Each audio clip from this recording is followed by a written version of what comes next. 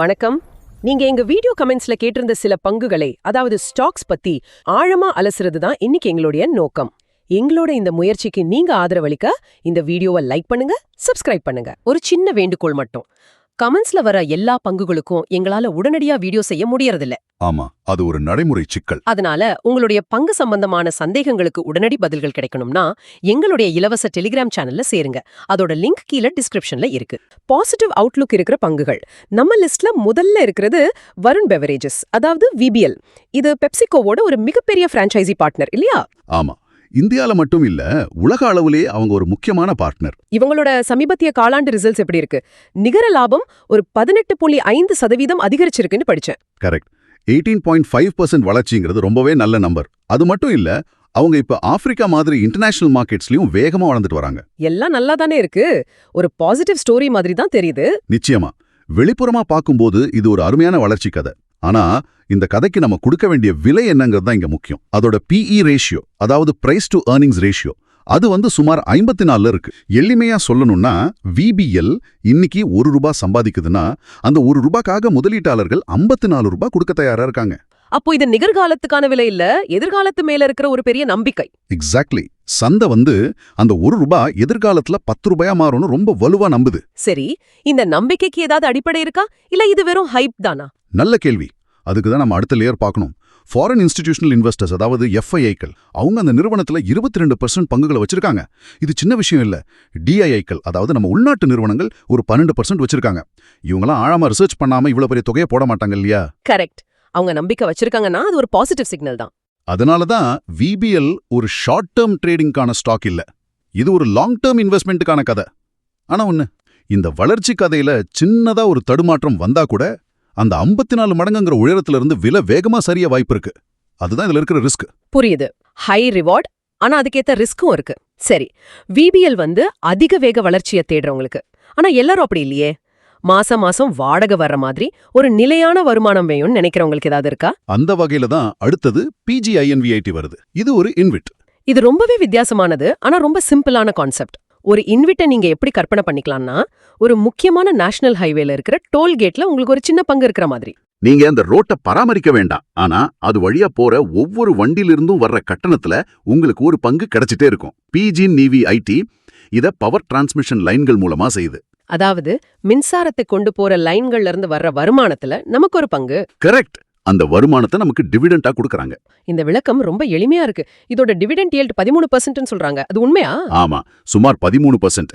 அதாவது நீங்க ₹100 முதலீடு செஞ்சா வருஷத்துக்கு சுமார் ₹13 உங்களுக்கு வருமானமா வரும். இது ரொம்ப நல்ல ஈல்டு. இது அபாரமா இருக்கே. இதுல ஏதாவது மறைமுகமான ரிஸ்க் இருக்கா? இதோட முக்கிய நோக்கமே வருமானம் தான், வளர்ச்சி இல்ல. இதுல பெரிய ரிஸ்க்னு பார்த்தா, அரசாங்கம் மின்சார கட்டண கொள்கைகள்ல ஏதாவது பெரிய மாற்றம் செஞ்சா இவங்களோட வருமானம் பாதிக்கப்படலாம். ஆனா FIIகள் இதுல சுமார் 35% முதலீடு செஞ்சிருக்கிறது இதோட ஸ்டெபிலிட்டி மேல அவங்களுக்கு இருக்கிற நம்பிக்கையை காட்டுது.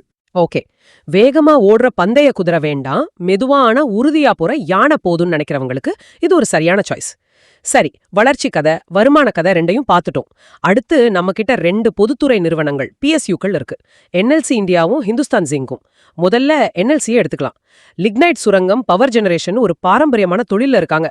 ஆனா 2030க்குள்ள 1.17 லட்சம் கோடி ரூபாயில விரிவாக்கம் செய்ய போறதா சொல்றாங்களே, இது எந்த அளவுக்கு நடக்கும்?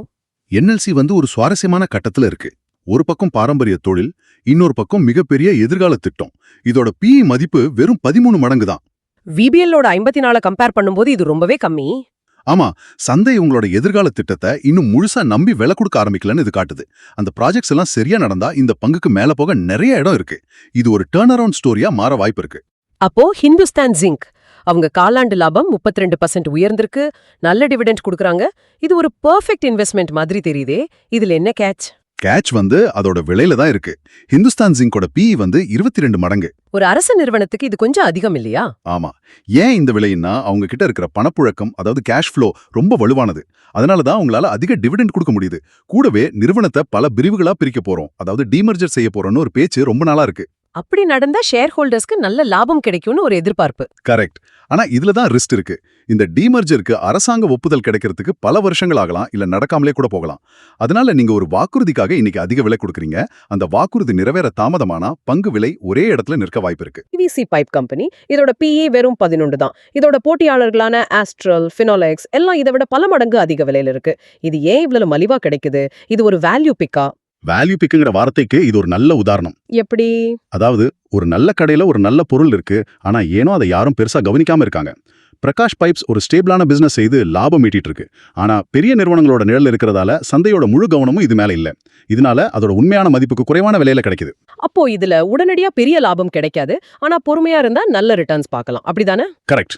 இது பொறுமையான முதலீட்டாளர்களுக்கான ஒரு சாய்ஸ். ரொம்ப தெளிவா இருக்கு. அப்போ முதல் பகுதி பங்குகள் எல்லாமே ஒரு நல்ல கதைய சொல்லுது. இப்போ கொஞ்சம் குழப்பமான பகுதிக்கு வருவோம். இதுல முதல்ல ரூட் மொபைல். இந்த வருஷம் மட்டும் 45ல இருந்து 50% விலை சரிஞ்சிருக்கு. கடைசி காலாண்டுல 21 கோடி ரூபாய் நஷ்டம். இது முதலீட்டாளர்களுக்கு ஒரு கெட்ட கனவு மாதிரி இருக்குமே. நிச்சயமா இது ஒரு கிளாசிக் முரண்பாடு. ஒரு பக்கம் நீங்க சொல்ல மாதிரி மோசமான நிதிநிலை, பங்கு விலை சரிவு. ஆனா மறுபக்கம் ப்ராக்சிமஸ் அப்படிங்கிற ஒரு மிகப்பெரிய பெல்ஜியம் நாட்டு நிறுவனம் இந்த நிறுவனத்தோட மெஜாரிட்டி ஷேர்ஸ், அதாவது 75% பங்குகளை கையில வச்சிருக்கு. இதுதான் குழப்பமா இருக்கு. ஒரு பலமான ப்ரொமோட்டர் இருந்தா மட்டும் போதுமா? நிறுவனம் தொடர்ந்து நஷ்டம் அடைஞ்சா என்ன பண்றது? இதுதான் இப்ப இருக்கிற $1 மில்லியன் கேள்வி. ப்ராக்சிமஸ் ஒரு பெரிய நிறுவனம், அவங்களுக்கு இந்த 21 கோடி நஷ்டங்கிறது ஒரு பெரிய விஷயமா இல்லாம இருக்கலாம். ஆனா ஒரு சின்ன முதலீட்டாளரா நான் அந்த நஷ்டத்தை பார்த்து பயப்படணுமா, இல்ல அந்த ப்ரொமோட்டரை பார்த்து தைரியமா இருக்கணுமா? இதுதான் குழப்பம். அப்போ இதுக்கு என்னதான் தீர்வு? இப்போதைக்கு பொதுவான கருத்து என்னன்னா, இந்த நிறுவனத்தோட செயல்பாடுகள் மீண்டும் லாப பாதைக்கு திரும்புற வரைக்கும் காத்திருந்து பார்க்கலாம் என்பதுதான். Wait and watch. அந்த பலமான ப்ரொமோட்டர் நிறுவனத்தை சரி செய்ய ஏதாவது நடவடிக்கை எடுப்பாருங்கிற ஒரு நம்பிக்கை இருக்கு. ஆனா அந்த நம்பிக்கை எப்ப நிஜமாகும்னு தெரியாது. அதனாலதான் இது வாட்ச் லிஸ்ட்ல இருக்கு. அவசரப்பட்டு வாங்கவும் வேண்டாம், பயந்து விற்கவும் வேண்டாம். ஒரு த்ரில்லர் படத்தோட இன்டர்வல் மாதிரி. ஆமா, பொறுத்திருந்து தான் பார்க்கணும். சரி, அடுத்து Manoj Vaibhav gems and jewelleries. இது ஆந்திரா, தெலங்கானா பகுதிகளில் மட்டும் இயங்குற ஒரு நகைக்கடை. டைட்டன் மாதிரி பெரிய நிறுவனங்கள் இருக்கும்போது இப்படி ஒரு பிராந்திய நிறுவனம் எப்படி தாக்கு பிடிக்குது? அவங்களோட பலமும் அதுதான், பலவீனமும் அதுதான். ஒரு குறிப்பிட்ட ஏரியாக்குள்ள ஆழமா வேரூன்றி இருக்கிறதுனால அங்க இருக்கிற வாடிக்கையாளர்களோட நம்பிக்கையை அவங்களால சுலபமா பெற முடியுது. ஆனா ஏதாவது ஒரு பிராந்திய பிரச்சனை, உதாரணத்துக்கு ஒரு வெள்ளம் இல்ல அரசியல் ஸ்திரத்தன்மை இல்லைன்னா அது அவங்க வியாபாரத்தை முழுமையா பாதிக்கும். இதோட PE 12 மடங்கு தான். டைட்டனோட ஒப்பிடும்போது ரொம்ப மலிவு, ஆனா வளர்ச்சி ஒரு எல்லைக்குள்ள தான் இருக்கும். அதனால இது நியூட்ரல் டு பாசிட்டிவ் பார்வையில இருக்கு. ஓகே, இந்த வாட்ச் லிஸ்ட்ல கடைசியா சுமிடோமோ கெமிக்கல். இது ஒரு விவசாய ரசாயன நிறுவனம். இதுல பெரிய பிளஸ் பாயிண்ட், ஜப்பானை சேர்ந்த சுமிடோமோங்கிற உலக புகழ்பெற்ற நிறுவனம் 75% பங்குகளை வச்சிருக்கு. இது ரூட் மொபைல் மாதிரி தானே? இங்க நிறுவனத்தோட செயல்பாடு நல்லா இருக்கு, நஷ்டத்துல இல்ல. ப்ரொமோட்டரும் ரொம்ப வலுவானவர். ஆனா இங்க பிரச்சனை என்னன்னா இதோட விலை. இதோட PE ரேஷியோ 42ல இருக்கு. அப்போ இதுவும் வேல்யூவேஷன் பிரச்சனை தான். கரெக்ட். ஒரு நல்ல விஷயத்துக்கு நீங்க எவ்வளவு விலை கொடுக்க தயாரா இருக்கீங்கங்கறதான் கேள்வி. இது ஒரு நல்ல நிறுவனங்கிறதுல சந்தேகம் இல்ல. ஆனா இந்த விலையில வாங்கினா பெரிய லாபம் பார்க்க ரொம்ப நாள் காத்திருக்கணும். இது ஒரு நல்ல கார், ஆனா அதோட ஷோரூம் விலையை விட அதிக விலைக்கு விற்கப்படுது. புரியுது. அதனால விலை கொஞ்சம் குறையிற வரைக்கும் இதையும் கவனிப்பு பட்டியல்ல வைக்கிறதும் புத்திசாலித்தனம். ஆமா. ஓகே, இப்போ கடைசி பகுதிக்கு வந்துட்டோம். முதலீட்டாளர்கள் ரொம்ப கவனமா இருக்க வேண்டிய, இல்லனா தவிர்க்க வேண்டிய ஹாரர் ஸ்டோரி பங்குகள். முதல்ல டெல்டா கார்ப். கேசினோ, ஆன்லைன் கேமிங்னு ஒரு கவர்ச்சியான துறை. ஆனா GST, அரசாங்க கொள்கைகள்னு நிறைய பிரச்சனைகள்ல மாட்டிருக்கு. இங்கதான் ரிஸ்க் பட்டவர்த்தனமா தெரியுது. இதோட PE வெறும் 8 மடங்கு தான். பார்க்க ரொம்ப கவர்ச்சியா தெரியும். ஆமா, 8னா ரொம்ப குறைவு. ஆனா டெல்டா கார்ப்ல முதலீடு பண்றது ஒரு குதிரை பந்தயத்துல பணம் கட்டுற மாதிரி. பந்தயம் ஓடிட்டு இருக்கும் போதே அரசாங்கம் விதிகளை மாத்தலாம், திடீர்னு வரியை அதிகப்படுத்தலாம். உங்க குதிரை நல்லா ஓடிட்டு இருந்தாலும் ஒரு புதிய விதி அதை காலை வாரி விட்டுடலாம். இந்த நிச்சயமற்ற தன்மை தான் இதுல இருக்கிற மிகப்பெரிய ரிஸ்க். விலை மலிவா இருக்குங்கிறதுக்காக மட்டுமே ஒரு ஆபத்தான பந்தயத்தில் இறங்கக்கூடாது. ரொம்ப சரியான உதாரணம். இந்த பயமுறுத்துற பட்டியல் அடுத்தது வெல்கியூர் ட்ரக்ஸ் அண்ட் பார்மசூட்டிகல்ஸ். இது ஒரு சின்ன மருந்து நிறுவனம். இதுல இருக்கிற மிகப்பெரிய அதிர்ச்சியான விஷயம், ப்ரொமோட்டர் ஹோல்டிங் 0%. ஒரு நிறுவனத்துக்கு ஓனரே இல்லையா? இது எப்படி சாத்தியம்?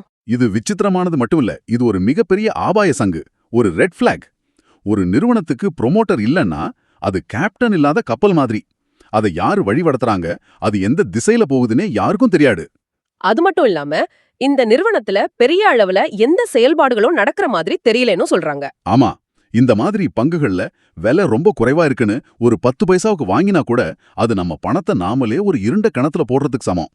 இந்த மாதிரி பங்குகளை பார்த்தா எவ்வளவு தூரம் முடியுமோ அவ்வளவு தூரம் தள்ளி இருக்கிறது தான் புத்திசாலித்தனம். இன்னைக்கு நாம பார்த்த பங்குகளை ஒரு முறை சுருக்கமா சொல்றேன். விபிஎல் மாதிரி வலுவான வளர்ச்சிங்கிற கதைக்காக அதிக விலை கொடுக்க தயாராகிறது ஒரு வகை. PGINVT மாதிரி நிலையான வருமானத்துக்காக முதலீடு செய்யறது இன்னொரு வகை. ரூட் மொபைல் மாதிரி ஒரு பக்கம் பிரச்சனையும் மறுபக்கம் நம்பிக்கையும் இருக்கிற சஸ்பென்ஸ் கதைகள் இருக்கு.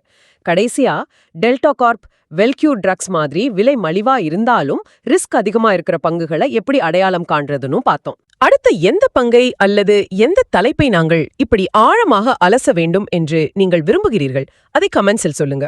இந்த ஆழமான அலசலுக்கு நேரம் ஒதுக்கியதற்கு நன்றி. தயவு செய்து நினைவில் கொள்ளுங்கள், இது கல்வி நோக்கத்திற்காக மட்டுமே. எந்த ஒரு முதலீட்டு முடிவையும் எடுப்பதற்கு முன் உங்களுடைய நிதி ஆலோசகரின் ஆலோசனையை பெறுவது மிகவும் அவசியம்.